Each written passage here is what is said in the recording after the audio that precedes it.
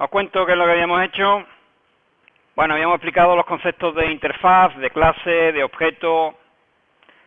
Todos esos conceptos realmente no son importantes por sí, puesto que es simplemente algo que vamos a ir utilizando a lo largo del curso. Así que cuanto antes queden claros, pues mucho mejor, ¿no? En concreto, habíamos hecho un proyecto sencillo de utilización de objetos, de tipos que ya existen en Java, que ya vienen implementados, ¿no? Habíamos hecho utilización del tipo string y de algunos de los métodos que proporciona la clase string, y también habíamos visto el tipo localDate y el uso de algunos de los métodos que proporciona Java para localDate. Entonces, lo más importante que debemos de ver de este ejercicio no es tanto aprender a manejar el string o el localDate, que eso tiene una importancia muy relativa, sino la filosofía de programación. Eso sí que es mucho más importante. La vuelvo a repetir para que quede claro ese concepto. Fijaros, el primer concepto que nosotros vemos es que cuando nosotros declaramos f como un localDate, es algo parecido a lo que hacíamos en C, si estamos declarando una variable. Pero no es una variable de exactamente la misma filosofía con la que declaramos las variables en C. Es algo más que una variable. De hecho, por eso tienen otro nombre en programación orientada a objetos. Lo que aquí nosotros estamos haciendo es, f es un objeto, no es una variable, es un objeto. Y eso es una filosofía distinta del concepto de variable. F es un objeto. En esta sentencia, que veis aquí, nosotros estamos declarando f como un objeto de tipo localDate y además lo estamos construyendo. Quedaros con esa palabra porque es muy importante. Los objetos se construyen. Construir un objeto significa reservar memoria para él, para los atributos que corresponden a la clase que define el objeto. Fijaros bien que he empleado en esta frase objeto, atributo, clase, todo en la misma frase. Lo vuelvo a repetir. Para nosotros una fecha va a ser un objeto que va a contener una información. Esa información es la de día, mes y año, lo que entendemos por una fecha. Entonces, cuando nosotros construimos un objeto de tipo fecha, tenemos que darle tres valores: el año, el mes y el día. Esos tres valores se guardarán como atributos del objeto que hemos declarado de la clase localDate. Entonces, el objeto f es un objeto que se crea aquí y que lo que estamos haciendo es, en la zona de memoria donde se guarda f, pues darle valores a sus atributos. En este caso le hemos dado los valores, pues 1 de enero de 2001. Eso mismo lo hemos hecho con la clase string, aquí. De hecho, se puede poner así y también se puede poner así. Esta segunda forma es exactamente igual que la primera, es decir, hace exactamente lo mismo, pero deja claro que lo que estamos haciendo es construyendo un objeto de la clase string. La mayoría de las veces los objetos se construyen mediante el operador new. El operador new lo que está haciendo es, voy a construir un objeto de la clase string, y entre paréntesis le doy el valor inicial que va a tener ese objeto. Estoy construyendo un objeto de la clase string. Se puede hacer sencillamente como aquí arriba, pero claro, aquí arriba se parece demasiado a lo que hacíamos en C, mientras que aquí abajo ya es una operatoria más parecida a la que vamos a hacer habitualmente en programación orientada a objetos. Vamos a crear un objeto. ¿Por qué la fecha no se crea con un new? Puede preguntarse alguien.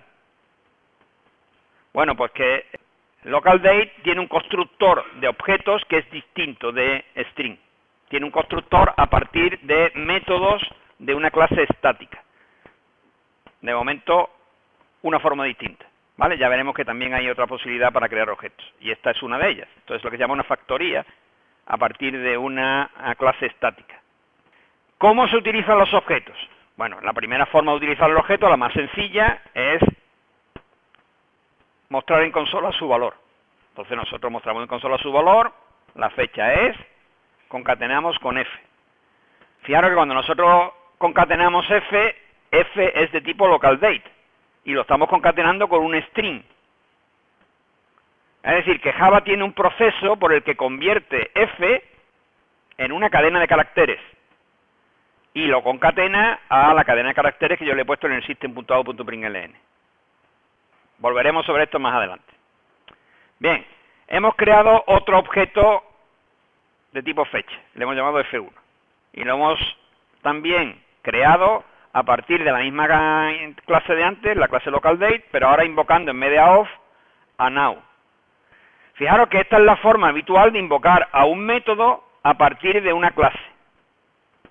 Por eso localDate es una clase estática, que proporciona métodos que se pueden invocar sin necesidad de que sea un objeto, sino una clase la que lo invoca. También es un concepto que volveremos a lo largo del curso sobre él.